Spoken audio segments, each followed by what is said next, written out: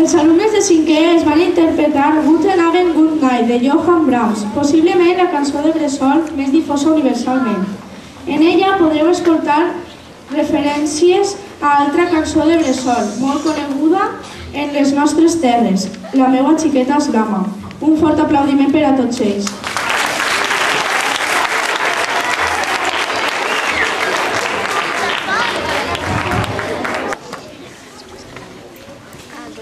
Tiempo.